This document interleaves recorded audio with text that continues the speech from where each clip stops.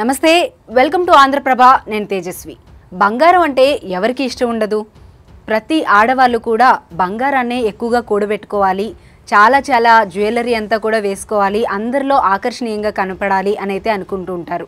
అయితే ఈ బంగారం కేవలం ఆభరణాలుగా మాత్రమే కాదు, వెనక కొంత ఆస్తులు కూడబెట్టుకునే పరంగా కూడా దీన్ని దాచుకుంటూ ఉంటారు. అవసరానికి ఉపయోగపడుతుంది అనే ఉద్దేశంతో కూడా దాచుకుంటూ ఉంటారు. ఈ రోజుల్లో అయితే 1 కేజీ బంగారం ఉంది అంటే అది పెద్ద విషయమేం కాదు అన్నట్లు ఉందన్నమాట. అయితే మొత్తానికి వచ్చేటప్పటికి ఈ టాపిక్ అంతా ఎందుకు తీసుకొచ్చానంటే, ట్రైబల్ వెల్ఫేర్ ఇంజనీర్ జగజ్యోతి ఇంట్లో ఈ మధ్య కాలంలో 65 లక్షల నగదు అలాగే 3.6 కిలోల బంగారం దొరికిందని చెప్పి తెలిసింది. అయితే ఈ విషయానికి వచ్చేటప్పటికి 3.6 కిలోలు అనేది ఆమెకున్న అక్రమార్జనలో ఇది పెద్ద విషయమేం కాదు అని అయితే అందరూ చెప్పుకుంటున్నారు. దాంట్లో అంటే ఇందాక నేను చెప్పినట్లు కేజీ బంగారం అనేది ఈ మధ్య కాలంలో పెద్ద విషయం కాదు కాబట్టి దాన్ని చాలా ఈజీగా తీసి పడేశారు జనాలందరూ కూడా. అయితే ఇప్పుడు బంగారం విషయంలో చాలా హాట్ టాపిక్గా మారింది జయలలిత బంగారం. జయలలితకి సంబంధించి అప్పుడున్న అక్రమాస్తుల కేసులో దాదాపు 27 కేజీల బంగారాన్ని అయితే స్వాధీనం చేసుకోవడం జరిగింది. అయితే ఆ 27 కేజీల బంగారాన్ని ఇప్పుడు స్పెషల్ కోర్ట్ అయితే అప్పుడున్న పరిస్థితుల్లో ఆ 27 కేజీల బంగారాన్ని లెక్కపెట్టి వాటి లెక్కలన్నీ చూసుకోవడానికి దాదాపు 4 రోజుల టైం అయితే పట్టిందంట. ప్రస్తుతానికి వచ్చేటప్పటికి ఆవిడ చనిపోయిన తర్వాత ఈ బంగారం మొత్తాన్ని కూడా తీసుకువెళ్ళమని చెప్పి కోర్టు అయితే తమిళనాడు ప్రభుత్వాన్ని ఆదేశించడం జరిగింది. వాటి మొత్తాన్ని కూడా వేలం వేయమని చెప్పి అయితే తమిళనాడు ప్రభుత్వానికి ఆదేశించడం జరిగింది. ప్రస్తుతానికి వచ్చేటప్పటికి బంగారం మొత్తం ఇప్పుడు స్టాలిన్ ఏం చేస్తారు, అదంతా అయితే పోయస్ గార్డెన్లో ఒక మ్యూజియం ఏర్పాటు చేసి అయితే తప్పకుండా ఆయన పెట్టడు కాబట్టి ఇదంతా కూడా వేలమే వేస్తారు. ఆవిడ అంత కష్టపడి అంత ఇదిగా బంగారం అంతా కూడా కూడబెట్టుకుంది.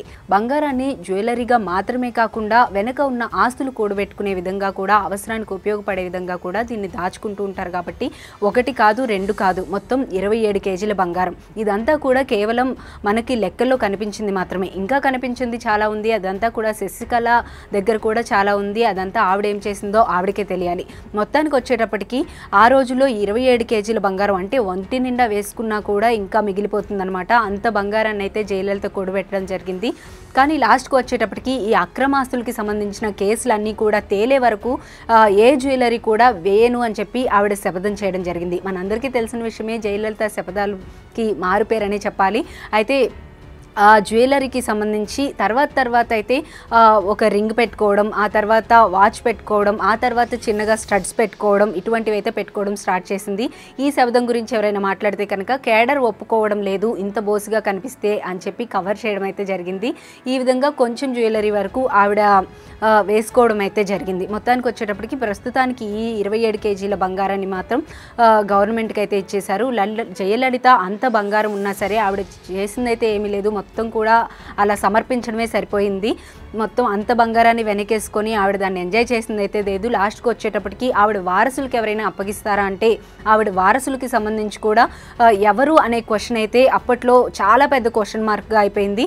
ప్రస్తుతానికి వచ్చేటప్పటికి 27 కేజీల బంగారాన్ని గవర్నమెంట్ తీసుకున్నప్పటికీ ఒక 7 కేజీల బంగారం మాత్రం ఆవిడకి అక్రమార్జన కాదు, అది వంశపారంపర్యంగా ఆవిడ సమకూర్చుకున్న బంగారమే కాబట్టి ఆ 7 కేజీల బంగారం వరకు మాత్రం వారసులకు అప్పగించాలి అని చెప్పి కోర్టు అయితే చెప్పడం జరిగింది. ఇప్పుడు ఆ 7 కేజీల బంగారం కూడా ఎవరికి ఇవ్వాలి అనేది కూడా క్వశ్చన్ మార్కే. ఒకవేళ కుదిరితే కనుక ఆవిడ మేనకోడలైన దీపాకి ఏమైనా ఇస్తారేమో చూడాలి. మొత్తానికి వచ్చేటప్పటికి ఇప్పటికే జయలలితకి సంబంధించి ఆస్తులు కూడా చాలా ఉన్నాయి. అప్పుడు జప్తు చేసినవి కావచ్చు, ఇంకా బోల్డ్ అనే ఆస్తులు అయితే ఉన్నాయి. ఆ ఆస్తులు కూడా ఎవరికి ఇస్తారు అనేది ఇప్పటికైతే తెలీదు. ప్రస్తుతానికి ఆవిడకున్న బంగారం మాత్రం దాదాపు 16 కోట్ల పైమాటే. ఇక అది వేలం వేస్తే ఎంతవరకు వెళ్తుంది, అందులోనూ జయలలిత బంగారం కాబట్టి ఎంతవరకు వేలానికి వెళ్తుంది అనేది కూడా వేచి చూడాలన్నమాట. మొత్తానికి వచ్చేటప్పటికి జయలలిత ఆస్తులకి సంబంధించిన వివరాలు కూడా ఇప్పుడు కనుక వాటిని వెలికి తీస్తూ ఉంటే ఇక్కడ హైదరాబాద్లో ఉన్న కూడా చాలా ఆస్తులు ఉన్నాయి. ఈ ఆస్తులన్నీ కూడా వెలికి తీస్తే తీగలాగితే డొంకంతా కదులుతుంది అన్నట్టు ఇంకెంతమంది పేర్లు వస్తాయో కూడా తెలియదు అనమాట. మొత్తానికైతే ఇది పరిస్థితి. 6 ట్రంకు పెట్టెల్లో పట్టేంత బంగారాన్ని అయితే ఇక రేపు వేలం వేయబోతున్నారు తమిళనాడు ప్రభుత్వం నుండి. ఇప్పుడు వరకు చూసుకుంటే కనుక ఒక రకంగా నిజంగానే ఇందాక నేను చెప్పినట్టు ఒక మ్యూజియం పెడితే మాత్రం చాలా బాగుండేది. ఆవిడకి సంబంధించిన చెప్పులు కానీ, ఆవిడ డ్రెస్సులు కానీ, ఆవిడ సంబంధించిన జ్యువెలరీ కానీ అదంతా కూడా పెడితే బాగుంటుంది. అది చూడడానికి చాలామంది ఆవిడకి సంబంధించిన ఫ్యాన్స్ కావచ్చు, ఆవిడ అభిమానులు బోల్డ్ అంతమంది ఉన్నారు కాబట్టి వస్తారు. కానీ స్టాలిన్ మాత్రం ఆ పని అయితే తప్పకుండా చేయరు, ఇదంతా వేలమే వేస్తారు.